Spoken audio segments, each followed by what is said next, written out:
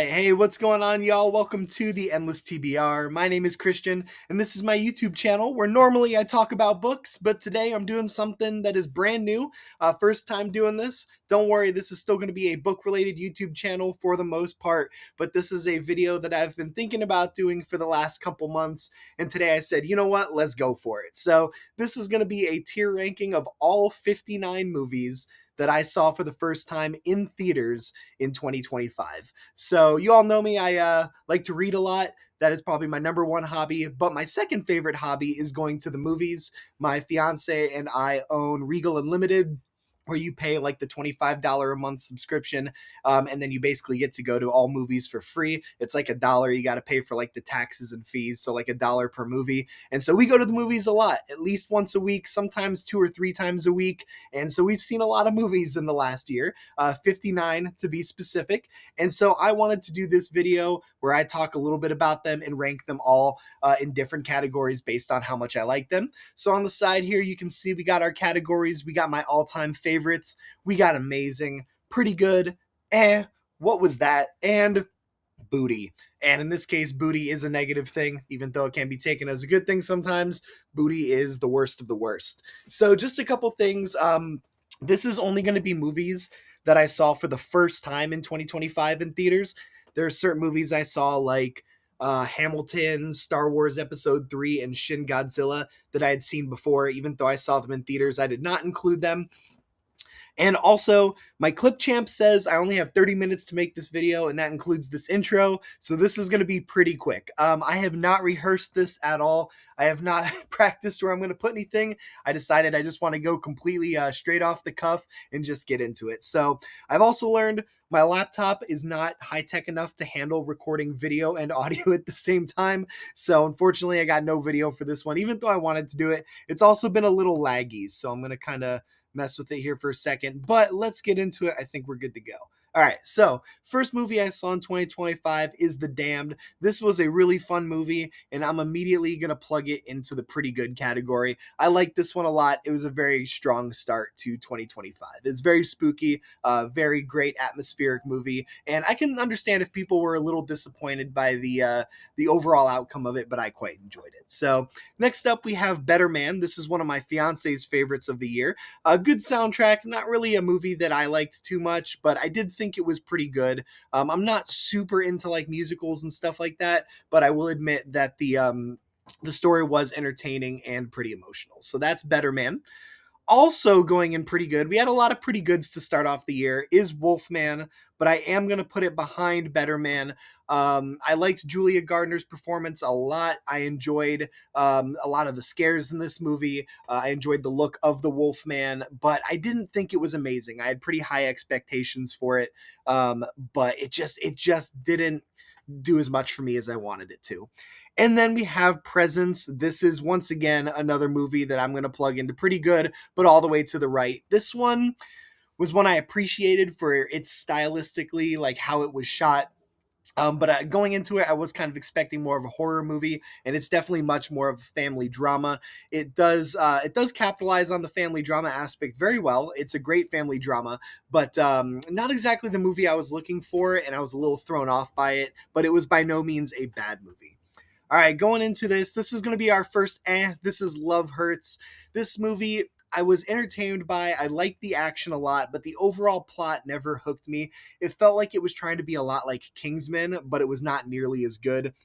And even though I love Ki Hae Kwan, the actor, I just didn't like this movie very much. So that's going to be our first But then we're going to return right back to pretty good, and this is Hard Eyes. I thought this was a really solid slasher. It's another one of my fiance's favorite movies of the year.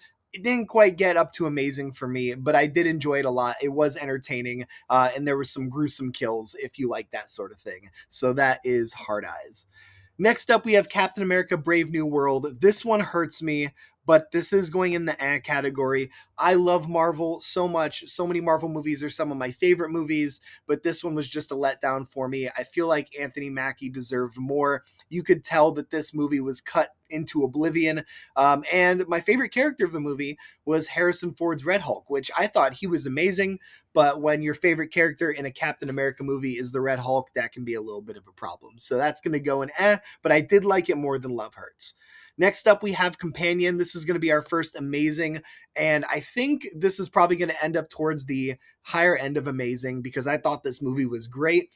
I wish the trailers hadn't given away as much as they did, but it was such a fun movie and I enjoyed it a lot. Next up, we have Paddington in Peru. This one hurts me a little bit.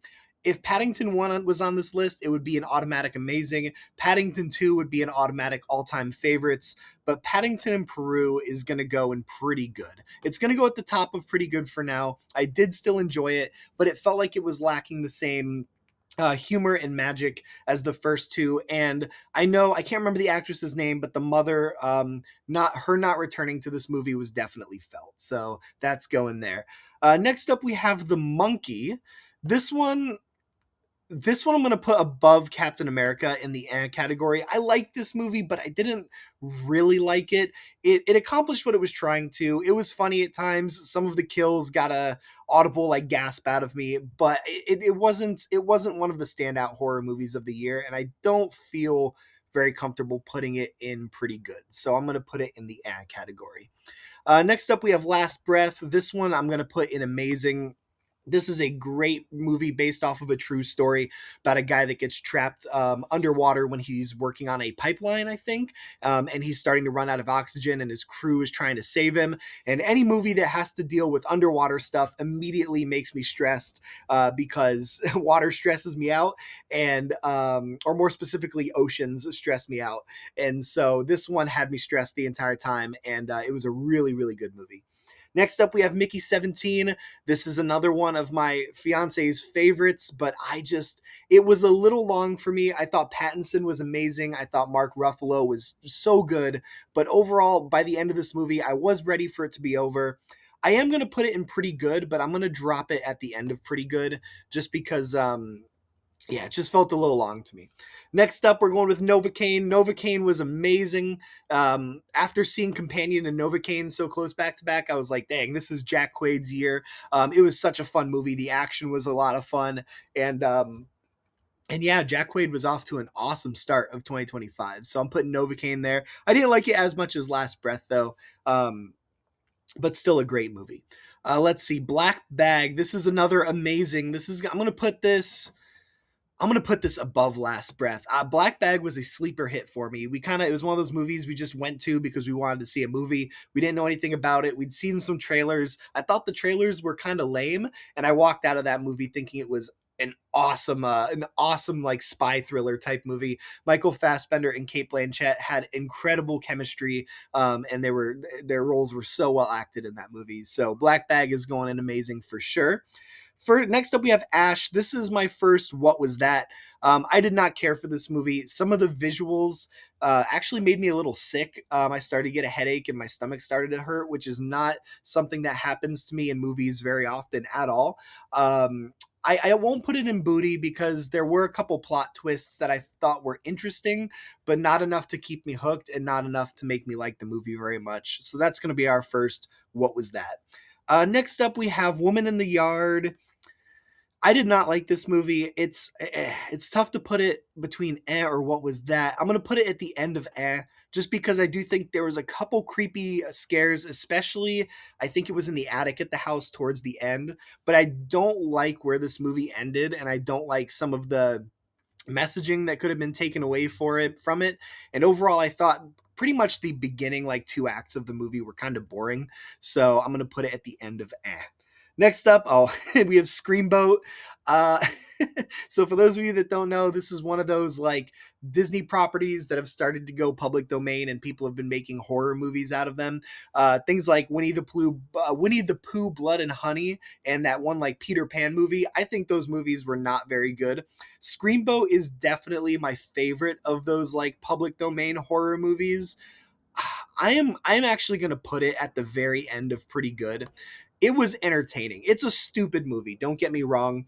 Um, but they did a lot of funny things with it. They do this thing where every time you see Steamboat Willie, he's like a different size, and that got a lot of good laughs out of me. And just some of the kills were hilarious. And David Howard Thornton, who plays Art the Clown, plays Steamboat Willie, and I thought he did a really good job. So I'm gonna put that at the end of pretty good. Probably maybe a controversial spot to put it, but I did enjoy it. Next up, we have Drop. I actually enjoyed this one quite a bit. I am going to put this between The Damned and Hard Eyes. This was one that I didn't have a lot of expectations for. I thought the trailers were kind of eh. But going into it, I left Drop very entertained. I liked it a lot. Next up, we have Warfare. This is going to be our first all time favorite. I love this movie. This movie was the perfect example of why I never want to be anywhere near Warfare. It's a very small scale movie. It takes place in just a couple locations, but it is tense. It is scary, and like I said, it does a great justice towards the story it's trying to tell, and it made me want to stay away from war as much as possible. So that's going in all time favorites of the year. Another all-time favorite of the year is going to be Sinners. I'm going to put that above Warfare. This is actually my fiance's favorite movie of the year, and I have not talked to a single person yet, at least in person, that didn't love this movie. The music, the acting, Haley Steinfeld, yeah, Michael B. Jordan, both of them do an amazing job. The vampire lore was incredible, and their eyes in the dark, when you see them, is so creepy. And so I'm going to put this up at all-time favorites as well. Definitely one of my favorites of the year.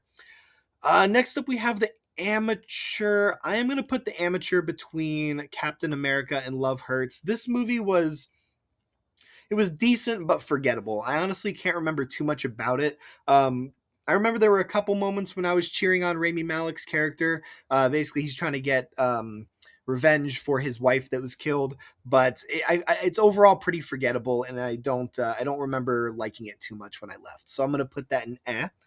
Next up, we have Thunderbolts. Thunderbolts is going in amazing. I thought this movie was great. It took me by surprise. I was very cautious going into it. Like I said, I've liked Marvel a lot.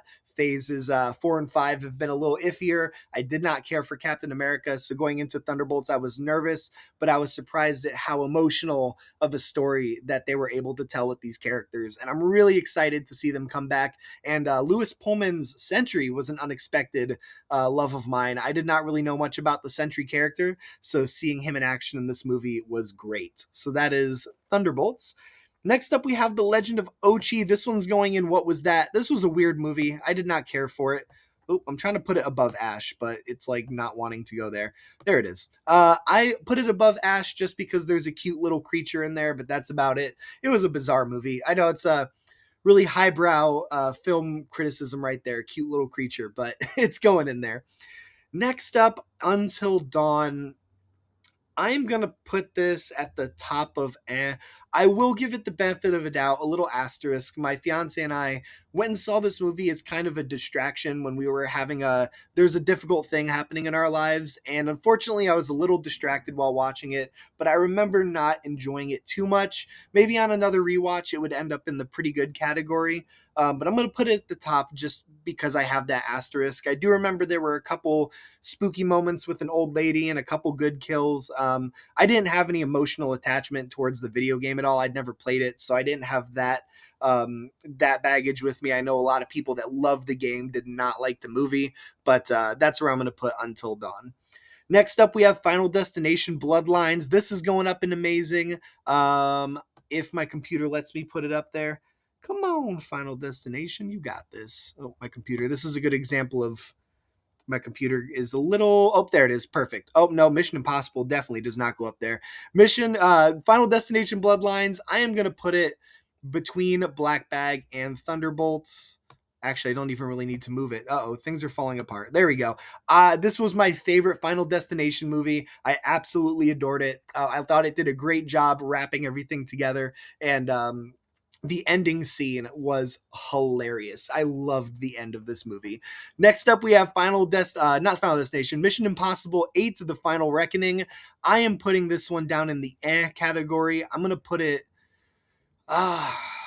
Honestly, I would rather watch Captain America again, so I'm putting it right here. This might be a hot take, but this is my least favorite Mission Impossible movie. I was not a big fan of the whole AI as a villain thing that they started in Mission Impossible 7, but there are moments of Mission Impossible 7 that I remember, specifically some of the stunts and action sequences, like the train sequence I thought was so cool. With number 8, I just honestly really don't remember too much about this movie at all. And so it's going in the category. I do remember thinking it was like exciting enough to keep my attention, but not loving it. Next up is Lilo and Stitch. This is going to go in the pretty good category. I'm going to put this right above Better Man and below Heart Eyes. I've never been really a fan of the live action Disney remakes. I think some of them are good. Lilo and Stitch is one that I think is pretty good, but I don't think it gets anywhere near the original animated version. But it was a fun watch, and they did a really good job making a cute Stitch. So I'm going to put him there. Next up is Bring Her Back.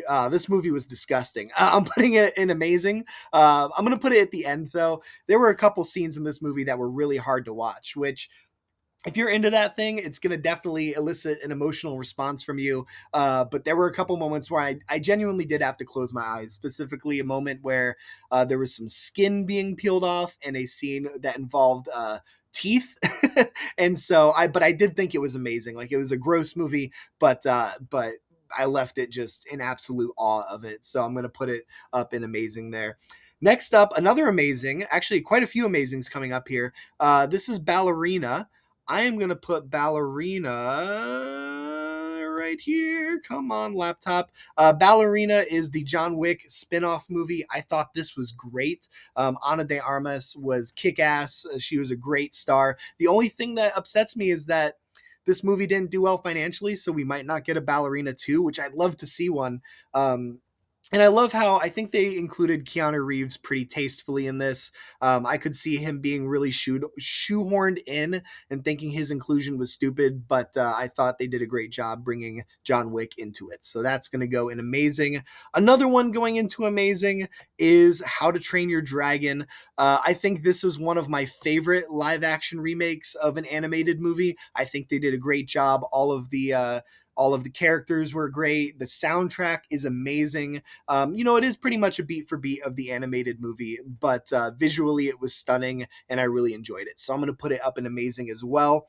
Another amazing, but this one's going way up to the top. I am going to put this above Thunderbolts and before Companion. That is Life of Chuck, starring Tom Hiddleston, based off of a Stephen King short story.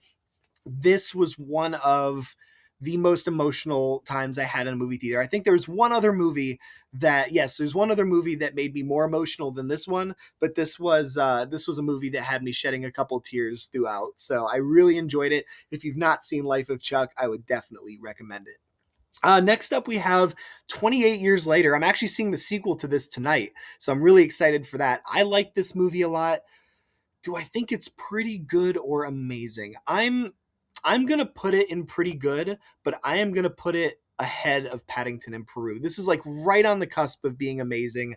I enjoyed it a lot, and that's coming from somebody. I did not care much for the other two movies in this franchise, 28 Days Later, and I think it's 28 Weeks Later. It might be months or weeks. I can't remember. But I enjoyed this movie a lot, and I'm very excited to see the sequel. It was not what I expected it to be, but I think that was a good thing. So that's going at the top of pretty good. Next up is Elio. This one hurts me to put here, but I think this is an movie. I am going to put it at the top of I just think it's one of Pixar's weaker outings. They usually make incredible movies, and Elio did have some awesome moments and themes about friendship, but at the end of the day, I just didn't care for it very much. So that's going to go in the Next up, we have Megan 2. This is going in What Was That? It's going to go above Legend of Ochi because it was more entertaining, and Megan still did have some great one-liners, but it's a far drop-off from Megan 1. I thought this was a significant drop-off. If I had to rank Megan 1, it would be somewhere in the amazing category. Megan 2 was a huge disappointment. Speaking of What Was That? Jurassic World Rebirth. I'm going to put this right between Legend of Ochi and Megan 2. I won't put it in booty because dinosaur action good, but besides that, I thought it was just such a such a weird movie. It felt like two different movies combined into one with the family, and then you had Scarlett Johansson and Mahershala Ali's little squad. It just felt unnecessary. And any movie that starts with a Snickers wrapper taking down a state of the art dinosaur containment unit is going to draw an eye roll from me. So that is Jurassic World Rebirth. Next up is Superman. I am going to put Superman right under Thunderbolts. This is one of the only movies I saw twice in 2025, once with my fiance, and then I wanted to see it again, so I went and saw it with my friends. I've never been a big Superman person, never been huge on the character, but this movie changed that around for me. I thought David Cornsweet did an awesome job. I thought it was a very fresh breath of fresh air for DC, and I really enjoyed it a lot. I'm excited to see where this franchise goes because I think it was a nice deviation from the other DC movies. Next up, we have Fantastic Four. I'm going to line up these superhero movies. I think this movie was amazing as well. I did like it a little more than Superman, but not as much as Thunderbolts. Fantastic Four is another group of characters that I really didn't care much about, but this movie changed my mind and I had a really, really fun time watching it. So I'm excited to see them in Doomsday. And I saw Fantastic Four twice as well. I saw both of these movies twice because I had a great time with them. Next up is House of Eden. This was a low budget found footage film. I think it was made by a YouTuber. It was not a bad movie by any means. I am going to put it in the category. I would watch it again over Mission Impossible. So I'm going to put it there. It wasn't great. It wasn't terrible. Like I said, it was low budget, so you kind of know what to expect when you go into these movies. But I did think it was a good time and had a couple good scares. Next up, we have the only movie that I think is going to end up in this category. That is I Know What You Did Last Summer is going in booty. Pretty much I made the booty category just for this movie because I hated this movie so much. It was the only movie that I was excited for it to be over.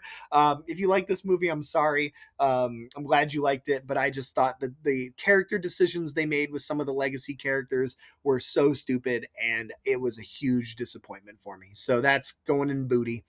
Next up, The Naked Gun. This is probably going to be an unpopular take.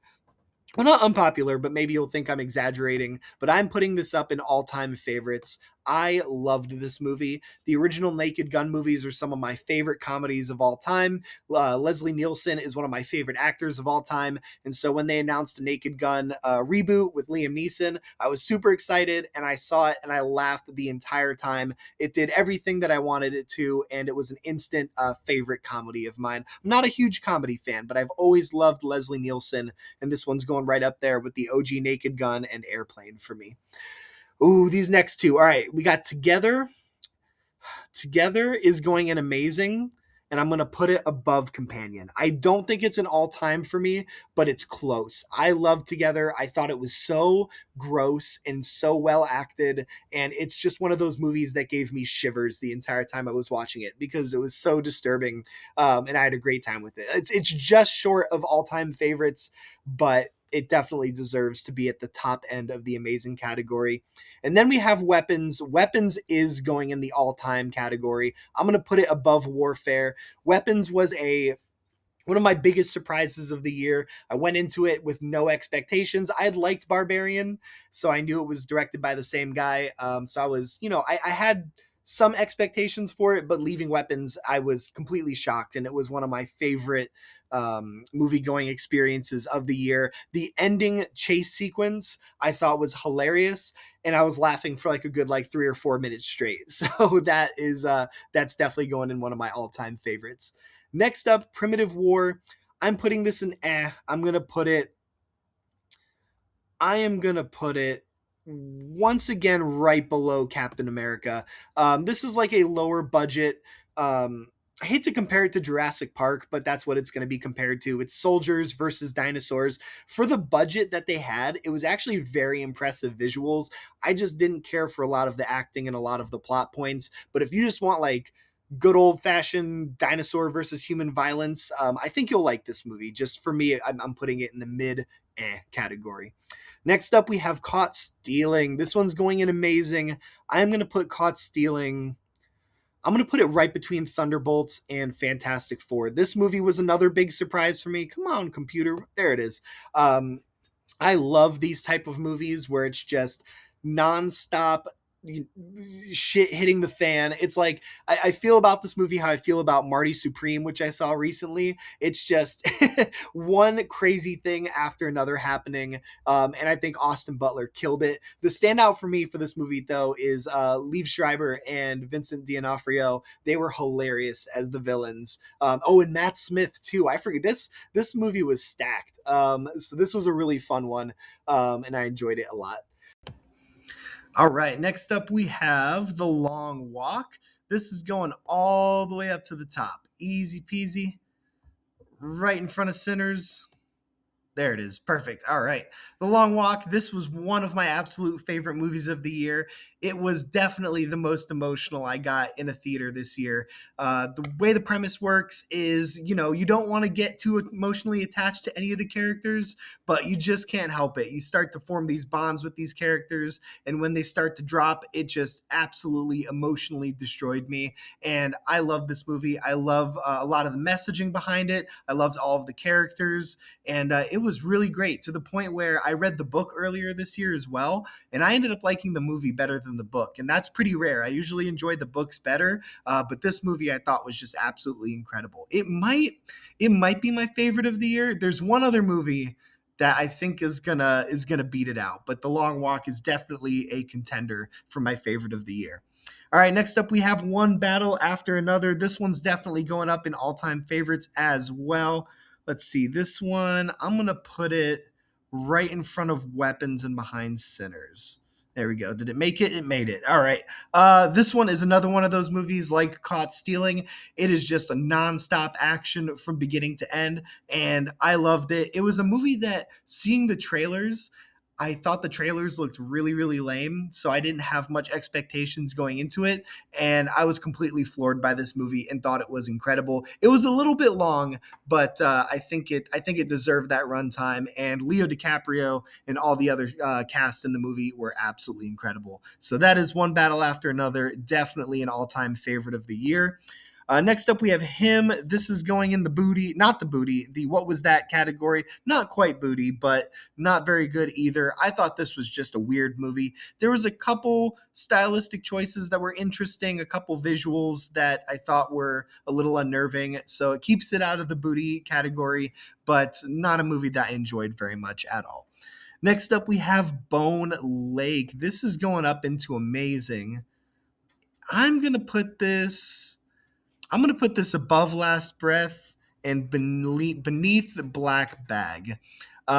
This is another movie that I thought the trailers for looked really not very impressive, and it completely shocked me. The ending of this movie specifically was it was just pure shock value, and my fiance and I had a great time. We walked out of that movie and both looked at each other and said we loved it. It wasn't my favorite thriller of the year, but it was certainly getting close. And yeah, another one that I just did not expect to be that good. Next up, we have The Black Phone 2. Speaking of movies I didn't think was going to be very good, I'm going to put this right under Bone Lake. I like these two about equally. I think I liked Bone Lake a little bit better, but The Black Phone 2 was a movie that I didn't think was going to be good at all, based off of a short story. Well, the first one was based off of a short story, and then I was like, are you really going to make a sequel without any material to go off of? I just thought they were setting themselves up to make one of those, horror sequels that didn't turn out to be too good, and I was very wrong. In fact, I think I like the second one better than the original. The ghost version of the grabber was quite chilling, and I appreciated the story that they added to this. I think it added a lot to the original. So not one I was expecting to be up and amazing, but definitely a great movie. Next up, we have Tron Ares. This is going to be probably a hot take. I know this movie isn't very popular, but I'm going to move this into the pretty good category. I'm going to try to put it right between Presence and Mickey 17. Almost got it there. There it is. Yeah, I like this movie. I don't love this movie, and I understand the criticism of it completely, but it had amazing visuals. It had a killer soundtrack, and this is not something that you're going to hear me say very often, but I thought Jared Leto actually gave a pretty solid performance in this. I'm not a huge Jared Leto fan, but I think his Ares was a positive aspect of this movie, and one of the only positive characters I can think of. I think the biggest downside of Tron Ares is that all of the other characters, there's not really an emotional tie to any of them. So yeah, that is Tron Ares. I feel good putting that in pretty good. It could be an but I feel comfortable putting it in pretty good there. Next up, we have Predator Badlands. This is going to go in amazing, and I am going to put this between Thunderbolts and Caught Stealing. Another movie that I watched the trailer for. I I knew it would be entertaining, but I didn't think it would be great. I had a lot of questions about putting the Predator as like the protagonist. I thought that might be a misstep, but I was totally wrong. I adored this movie. I thought it was so much fun, just the perfect nonstop action movie, and I really hope they make a sequel for it because I think I want to continue based off of how that movie ended. I really want to continue it. So let's see. Next up, we have Die My Love. This is going into What Was That? And I'm going to put this right behind him. This is a movie that I don't think I was the target demographic for. My fiance enjoyed this movie a lot, but it tackles postnatal depression, and I just found myself to be more confused than anything as I was watching it, and I didn't really care for it that much. So yeah, I'm leaving it in What Was That? Next up, we have The Running Man. This one's going in but I'm gonna put it all the way at the top here. This is a movie that was kind of disappointing. I think it started off really strong. I thought the first two acts were awesome, had an awesome quick pace, but then once it got to the end, it just died down a lot for me. Like it lost the momentum, and by the end of the movie, I was kind of ready for it to be over. I think Gwen Powell did a good job as the leading man, but it just I don't know. I can't put my finger on it, but something about the movie lost me towards the end. As soon as he got in he gets in a car with a girl, and from that moment onwards, I lost interest in the movie. But the first two acts I thought were really fun. Next up, we have Wicked for Good. This is also going to go in for me. I am going to put this one between Elio and Until Dawn. I think. Oops, right there. Yeah, that's where I'd put it. I did not like Wicked for Good nearly as much as the first one. If I had to rank the first one on here, it would go in the amazing category. But Wicked for Good just felt stale to me. I think the biggest issue is I think Wicked should have been one movie. I think splitting it into two, it just took too much time for Wicked for Good to gain that momentum to get back to the place where I was enjoying it. And by that time, it was already so far into the movie that I had kind of checked out. I did like the scene at the end, the song that they sang together, Glinda and Elphaba, when Dorothy was trapped in the trapdoor. I cannot remember the name of it, but I thought that song was really great, and it was a nice emotional moment there. But overall, this one was just much more of a disappointment for me than the first one. Next up, we have Sisu. This is the one. I think this was my favorite movie of the year. I'm moving it all the way to the top. Come on up here, Sisu. You can do it. Get in the all-time favorites category. Not quite. It's really a toss-up between The Long Walk and Sisu, but I think I'm going to have to put Sisu at the top because this is by far the most fun that I had in the movie theaters in 2025. And the funny thing is, I had only seen the first Sisu movie the day before this one. I loved it, and so I immediately wanted to see the second one. And the second one, I think, elevated the franchise in every way. It's basically John Wick in the World War II era, and it is nonstop intense, amazing action and violence. And he's one of those silent protagonists who's just a total badass, barely says anything throughout the course of both movies. And I just had so much fun with it. It's very different from The Long Walk. The Long Walk is more of that emotional journey, whereas Sisu is just more of that, like, balls to the wall action for an hour and a half. But that was definitely my favorite movie of the year. So I'm leaving it all the way at the top. Next up, we have Fackham Hall. This one, I'm putting Fackham Hall at the very end of pretty good. I enjoyed this movie. It's teetering right between and pretty good for me, but I think the end of pretty good is where it belongs. I'm not a huge comedy person, but I will say that Fackham Hall got quite a few good laughs out of me. I didn't think it was hilarious, but there were enough moments that made me appreciate it a lot. So I am putting it right at the end of pretty good there. All right, and here we are at our final three. Coming up next is Zootopia 2. That's what I meant to say. I'm going to plop this one right in between The Life of Chuck and Thunderbolts. I think that's right where that one goes. I love this movie so much. My favorite thing about the Zootopia movies is how they blend the humor, like the child appealing humor and then the adult humor as well. You got a lot of jokes in there that are nice little tongue in cheek, wink, wink innuendos that adults can appreciate, but they're also movies that kids can love as well. And this was a long awaited sequel. I was so satisfied with it. My fiance and I spent a lot of time laughing out loud throughout, especially the sequence where they referenced The Shining. I thought that was absolutely hilarious. And I hope they make a third Zootopia movie soon because, you got $2 billion movies here. They might as well capitalize it. And I had such a great time with that one. Next up, we have The Housemaid. I am going to plop this. I think this one's going to go right at the top of pretty good. I enjoyed this one a lot, surprisingly. I did not have much expectations going into it. I knew a little bit about some Frida McFadden stuff. I've read The Teacher. There it is. I read The Teacher by her and enjoyed it. I knew The Housemaid was her most popular property, but I didn't really know too much about it. And leaving the theater, I was very happy and very surprised with how much I enjoyed it. So that is The Housemaid. I think across the board, all of the performances on that one were awesome. And then finally, we have Avatar Fire and Ash. This one, unfortunately, is going to go at the top of the category, right above Running Man. There we go. And yeah, this one unfortunately is my least favorite of the Avatar movies. It just felt like a lot of the elements of this film were rehashed elements from The Way of Water, which was my favorite Avatar movie, but it started to get stale towards the end of the film, and I walked out of Fire and Ash just kind of ready to get out of there. It just felt like it overstayed its welcome a little bit too much. It's still got amazing visual presence, amazing action sequences throughout, a lot of great performances, but I definitely felt a little bit of Avatar fatigue by the end of Fire and Ash. And I hope if they do a fourth one that they kind of switch up the formula a little bit. It felt like James Cameron had kind of an obsession with hostage situations in the last two movies, where every couple minutes someone was getting taken hostage and then released or rescued and then getting taken hostage again and back and forth and back and forth. So that is where I would put Fire and Ash, right at the top of the category.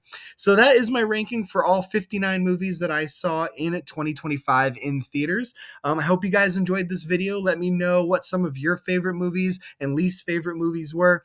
I'm pretty happy with this tier list. I don't think I'm going to change anything around. I'm going to go with my initial guts and stick with this. So thanks again so much for watching. My name is Christian. I am with the Endless TBR, and I hope you have a great rest of your day.